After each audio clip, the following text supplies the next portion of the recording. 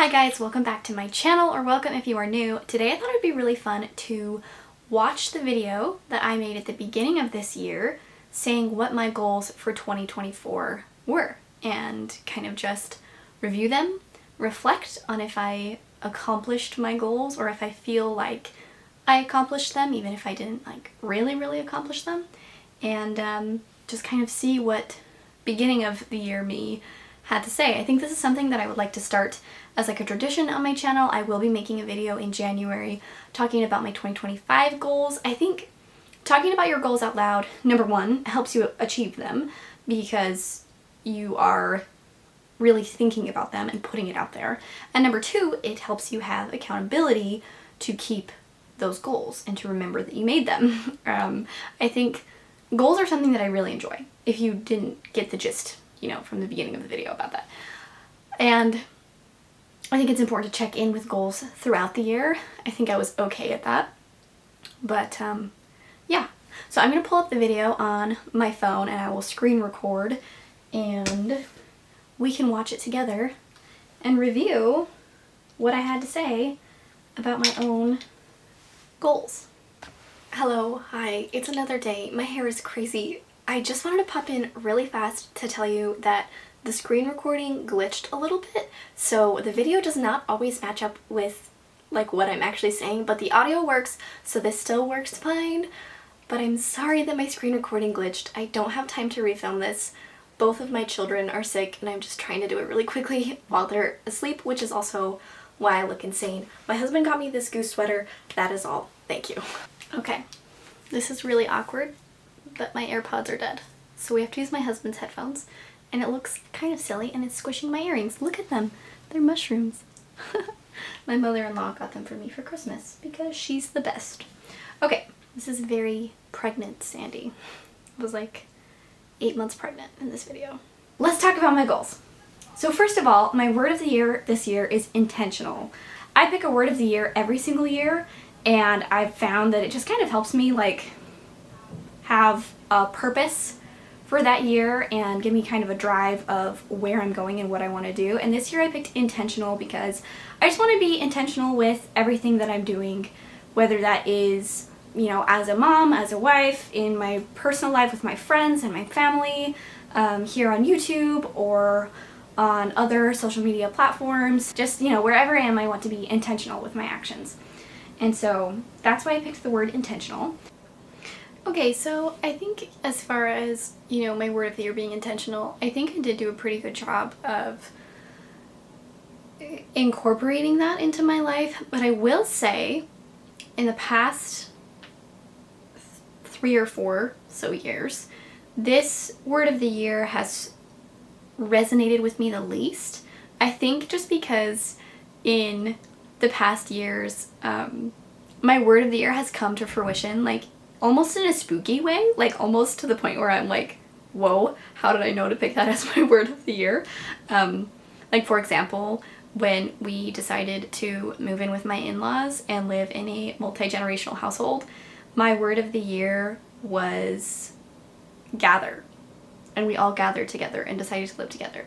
And so I think this year it didn't resonate as deeply because it wasn't as strong of a connection, but I do think that overall, I think I was pretty intentional. To be honest, I kind of forgot that was my word of the year though. So there's that. It'll be interesting to see what I come up with for 2025 and if 2025's word of the year resonates with me more or less than 2024's did. Okay, so let's move on to see what else I said.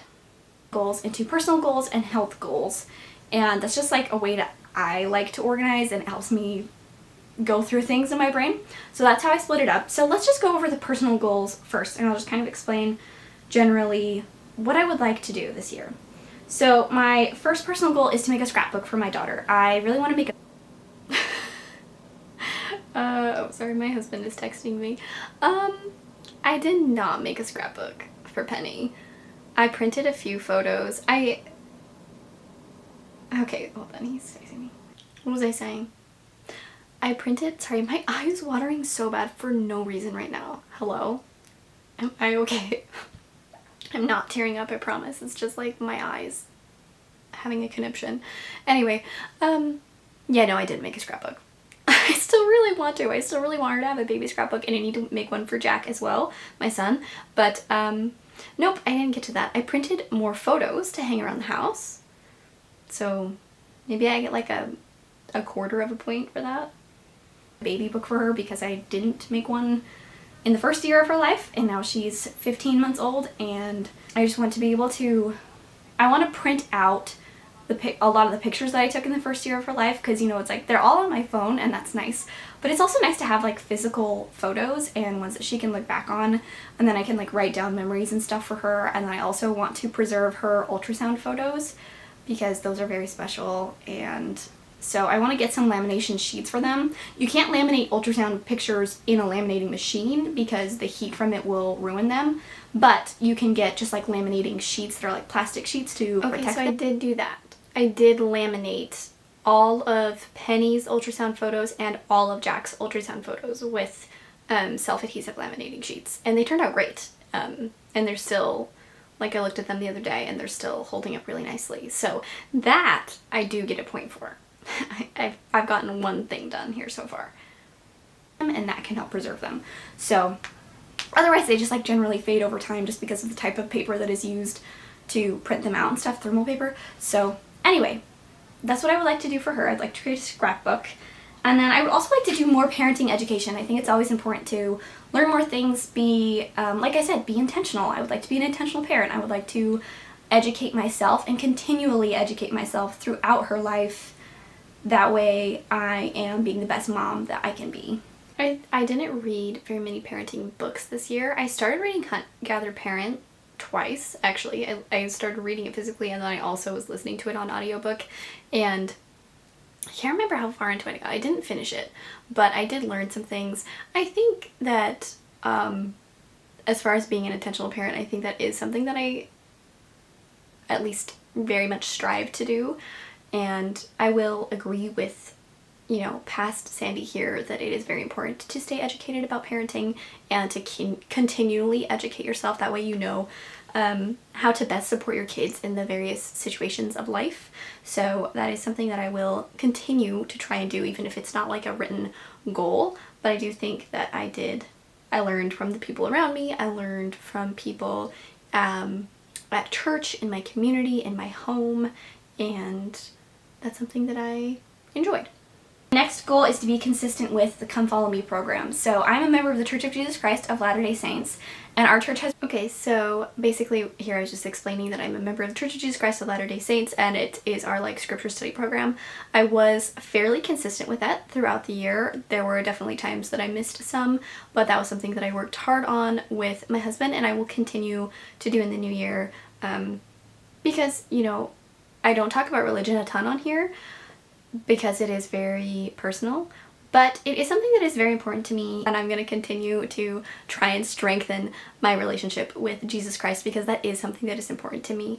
And I think it's important to, no matter what your belief is, to strengthen your belief in your belief system, to study whatever religious texts or spiritual texts you believe in, and that's something that I will continue to do. Next, I want to be more bold about making friends. I'm kind of shy about making friends. I think I was more bold about making friends this year, and that is something that I want to continue to do. I made a really wonderful group of friends in my church group of other young mothers who have little kids, and we meet together as a play group, and that's been something that has been really wonderful for me because I get to like speak with other adults during the day instead of my toddler and my baby, which is always very nice. It's nice to have some like real conversation. It's great for the kids because they get to play together and learn how to be around other kids, and then it's also great for me because I got to make some new friends, and that has been really wonderful, and they're really, really wonderful ladies, and I am looking forward to continuing to build that friendship moving into 2025. So I am proud of myself because it can be scary, especially as an adult, to make new friends. I think it's easier when you're kids and you're just like forced to be at school with somebody all day long and then you can be friends with them. Whereas an adult, you have to put more effort in to making friends and being friends. But the last one that I have written down for right now is to make our bedroom be more of the way that we want it to be. Eventually, if we ever have the money, we would like to renovate the attic space in this house to be a very nice, large master bedroom and bathroom for us. But right now we have a pretty small room, and I just don't want to hold back from making this room be exactly how we want it to be just because we can't afford to do a large renovation right now. You know what I mean? Like, I can do small things. I think that we did make some progress with that. I finished painting the leaves on my wall. I painted my door over there. And what else did I do? I hung up some more photos. I painted over there. You can't really tell. I wonder if I can zoom in enough for you to see. I painted those mushrooms above my light switch because I was bored one day and I wanted to. And that was like one of the most fun things I've ever done. And so I think I'm just gonna like start painting random little nature scenes over the light switches like throughout the entire house, honestly, because my in-laws don't care what I do. Like, they don't, you know, they're very supportive of my artistic endeavors, so, which is awesome. So I think I'm just gonna start doing more of that. But yeah, and it's funny because in this video I was talking about how we wanted to renovate the attic. We actually did like have a contractor come over and look at it, and he was like, yeah, you'd have to like tear off the entire roof and then also tear off all of the walls in the living room that's beneath it to add in more security and more bracing. Like, there's another word that I'm thinking of that's not coming to my brain, but basically enough in those walls to make them strong enough to hold a live load, which basically means like when you're living in a space is different than a dead load, which is when you are just using it as storage. So basically he was like, it would cost the same amount with less work to just do an add-on on the side of the house. If we ever have the money, we'll do that. We won't do the attic thing. So we learned things. Learned lots of good things this year. The first one that I want to do is I want to learn more about my cycle. The menstrual cycle is something that is very complicated, can be, and very important to women's health. And I did learn more about the menstrual cycle. I read a few books about it, and I think that's something that I really enjoyed learning about. And after I had my son for a while, I did do natural family planning, and I really enjoyed that. However, the downside is that, well, this isn't a downside for everybody. For my personal situation, I have very severe chronic migraines. I was having over 10 migraines in a month, and they were really like putting me out of commission. Like, I had to call my family friend and say, hey, can you come get my kids? Because I am so sick. Luckily, I am so blessed to be able to do that. Like, just call somebody up and be like, please come take my kids from me because I'm so sick. So I'm really grateful for that community to help me. But I was able to get on the migraine shot, which is called Emgality, and that's helped me a ton. It's taken me down to 2 or 3 migraines a month that are very manageable with other medication, and currently taking Ubrelvy as an as-needed medication, and that's worked well for me. So it's a different category of migraine medication. So it's not like one of the triptans, which is like a different category. I tried all those, they never worked for me.